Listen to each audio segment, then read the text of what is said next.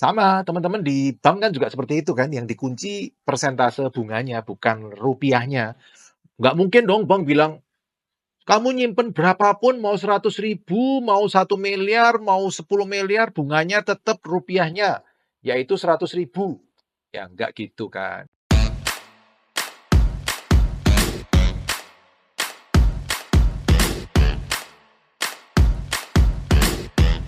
Halo teman-teman, kita ketemu lagi di channel YouTube Pipo. Hari ini kita belajar kalkulator finansial, financial calculator, caranya pakai kalkulator gimana untuk kita bisa menghitung bunga, angsuran, nilai pelunasan, jangka waktu. Kita coba hitung. Mudah-mudahan waktunya cukup teman-teman. Kalau nggak cukup, nanti coba kita potong-potong episodenya ya. Nah teman-teman, untuk bisa menghitung itu, kita mulai dari logikanya dulu. Nanti di bagian akhir, saya kasih tahu cara cepatnya. Tapi sekarang kita menghitung secara manual logikanya seperti apa. Lebih mudah teman-teman, saya akan pakai Excel. Yuk kita pakai Excel. Oke, sekarang kita mulai belajar bikin kalau pakai Excel. Pertama, teman-teman, kita tulis dulu pinjaman. Misal 1 miliar. Nggak usah lihat angkanya gede atau kecil ya. Ini hanya untuk mempermudah supaya angkanya nggak pecah-pecah. Nanti kalau angkanya kepecah-pecah, rumit ya. Kemudian bunga, anggap 10%. Ya bunga sih tambah kecil tambah bagus, tapi anggap aja ini 10% per tahun. Dan ini efektif ya. Nah, kemudian kalau setelah bunga adalah jangka waktu. Jangka waktu. 10 tahun misalnya, 10 tahun. Atau bisa dibilang 120 bulan.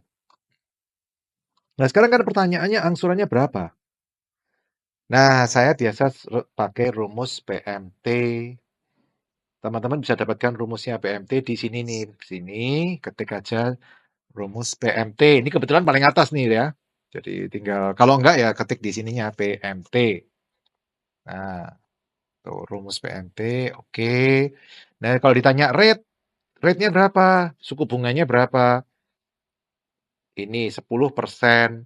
Tapi ingat ya teman-teman, kita kan ngitungnya bulanan. Jadi ini mesti dibagi 12. Jangka waktu 120 bulan karena bunganya pakai bulan, jadi angsurannya juga pakai per bulan, maka jangka waktunya juga harus pakai bulan. Jangan dicampur aduk, satuannya beda.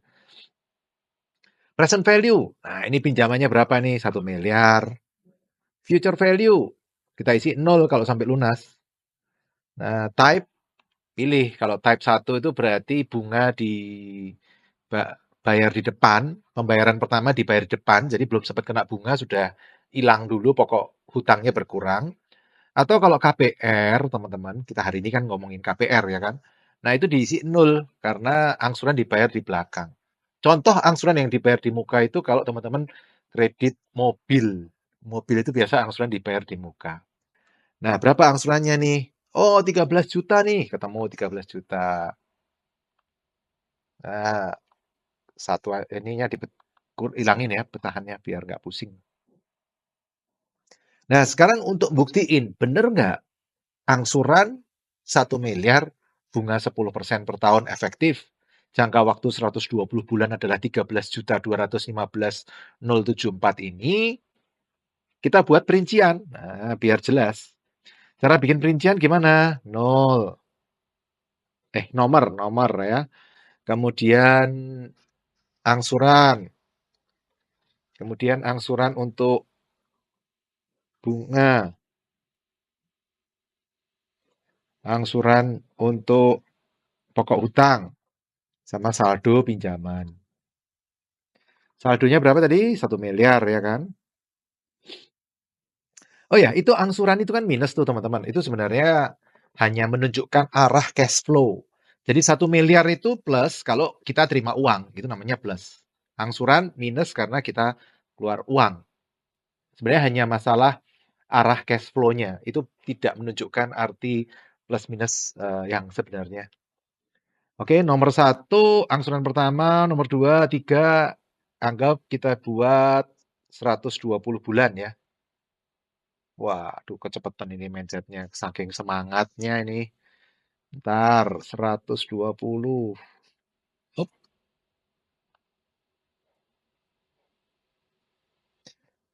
Nah, angsuran kita isi dengan sesuai di atas 13 juta itu, ya kan? Terus ke bawahnya juga sama. Langsung pencet, cepret, langsung keluar, ya kan? Nah, angsuran untuk bunganya berapa? Angsurannya kan 1 miliar. Angsuran untuk bunga ya, bulan pertama ya. 1 miliar dikali 10%, kalau setahun. Kalau sebulan, kali 12, dibagi 12. Nah, ketemunya segitu, tapi minus dulu. Biar sama seperti angsuran. Kan angsuran terbagi dua, terbagi angsuran untuk bunga dan angsuran untuk pokok hutang. Nah, kalau angsuran untuk bunganya 8 juta, sementara total angsuran 13 juta, maka yang untuk nyicil pokok berapa? Tinggal ini dikurangin ini. Ketemu 4,8 juta. Maka bulan pertama pinjamannya udah nggak 1 miliar setelah bayar angsuran pertama. Sisa ini ditambah ini, sisa 995. Nah, ini kan caranya jelas. Kalau ada yang ngomong, Pak, ini angsuran bunganya gede, pokok utangnya kecil. Lah ya kan pinjamannya masih gede, Bos. Ya pasti bunganya gede. Kalau pinjamannya tinggal kecil, ya bunganya tinggal kecil dong.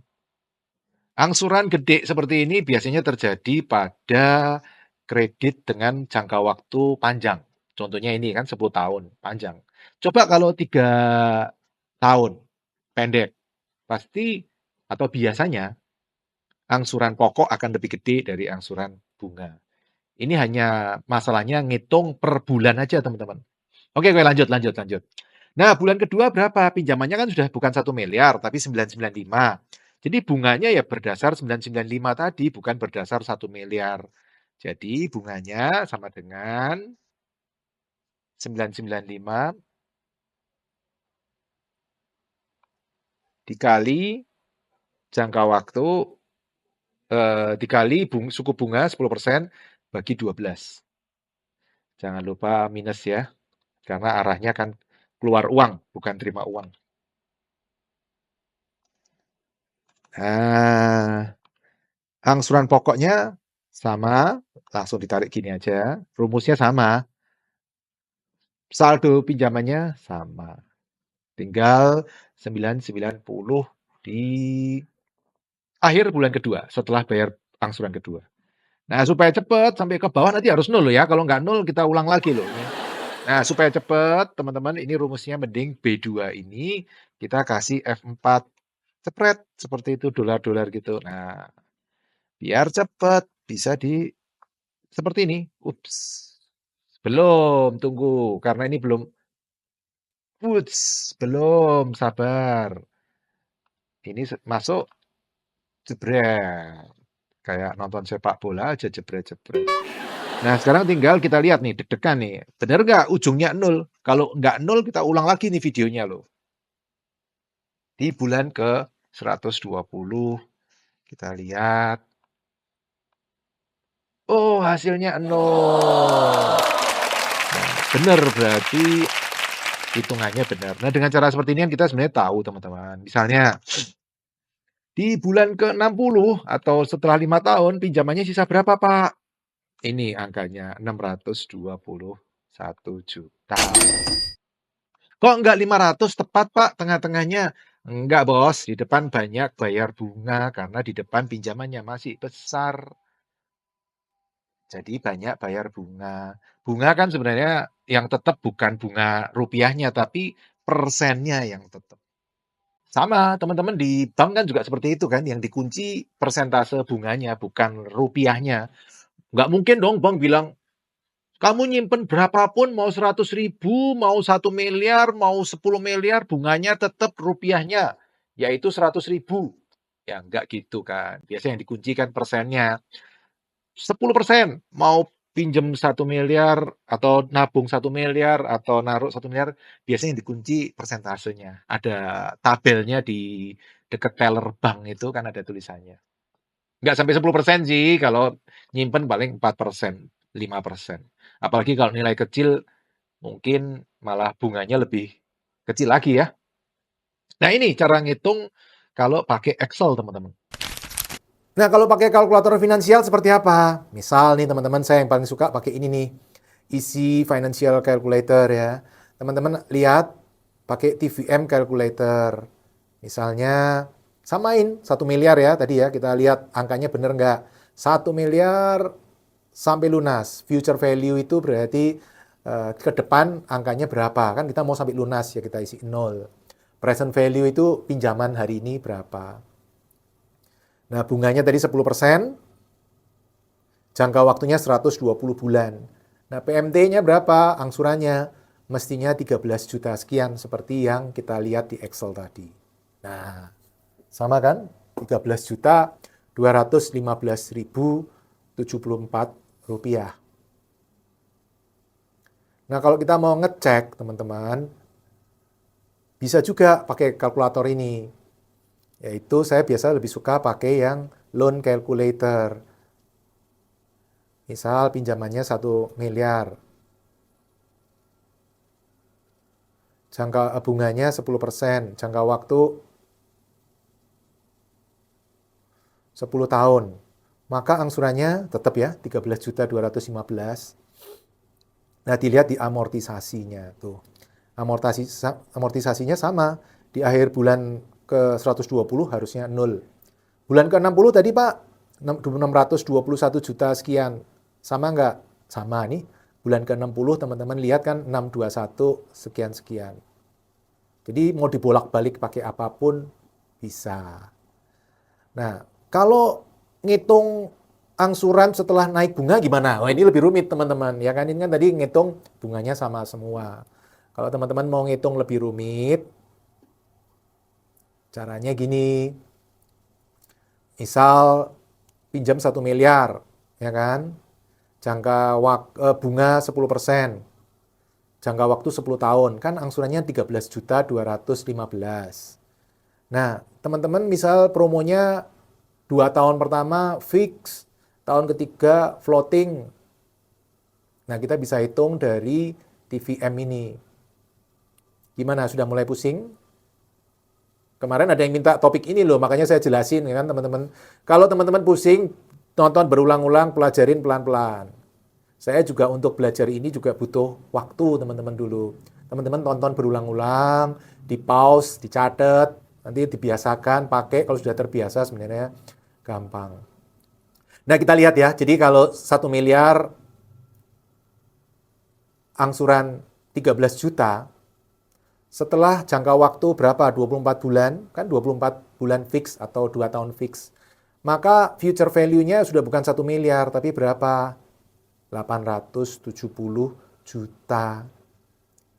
Alias waktu tahun kedua teman-teman mulai kreditnya dari 870, sudah bukan mulai dari 1 miliar lagi. Nah, minusnya dikurangin, dihilangin. Sampai lunas, bunganya misal naik jadi 12. Jangka waktunya tinggal 8 tahun. Ya kan tadi 10 tahun, sekarang tinggal sisa 8 tahun. Berarti berapa tuh? 8 kali 12. 96 bulan. 96 bulan. Angsurannya maka naik dari 13.215 jadi 14.154.000. Kalau mau dicek pakai Excel juga boleh, teman-teman cek pakai Excel. Kalau saya sudah pakai TVM calculator gini lebih enak. Sama, di akhir tahun ke-5 bunganya naik Pak, bukan 12 tapi 15 misalnya. Ya sebenarnya mutar-mutar cuma gitu-gitu doang teman-teman. Berarti ini kan diubah jadi bulan ke-36.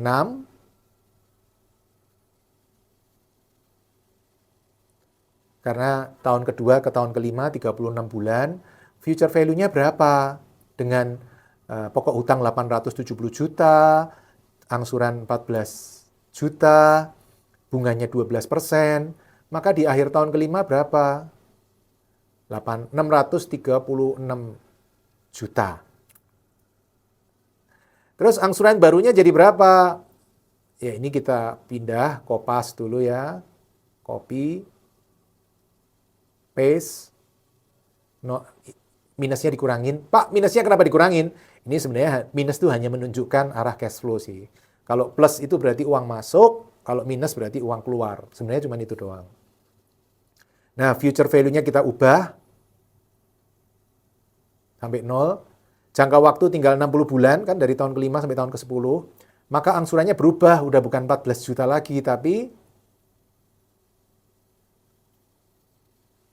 bunganya naik jadi 15, maka angsurannya naik jadi 15 juta sampai lunas. Jadi sesimpel itu teman-teman, kalau teman-teman mau pakai financial calculator, kemampuan ini perlu sering diulang-ulang. Tapi kalau teman-teman mau gampang, ya saya sih biasa ngitung angsuran itu kurang lebih sekitar ya 1% dari pokok hutang. Jadi kalau propertinya 1 miliar, DP-nya 20%, berarti pinjamannya 800 juta, angsurannya KPR kemungkinan sekitar 8 jutaan. Cara ngitung cepat.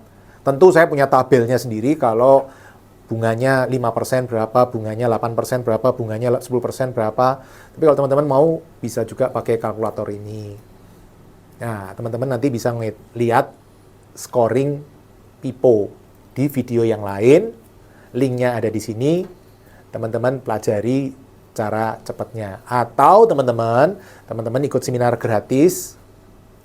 Teman-teman tonton. Di situ ada porsi saya memakai scoring. Sebenarnya pakai ini juga, nyambungnya ke situ. Kalau teman-teman pengen pelajarin. Mudah-mudahan paham. Gimana, paham nggak? Oh, saya belajar bertahun-tahun loh teman-teman ini. Jadi jangan dipikir teman-teman sekali tonton selesai. Kalau nggak selesai, teman-teman ulang lagi videonya, dicatat, dilatih. Teorinya kan udah saya kasih.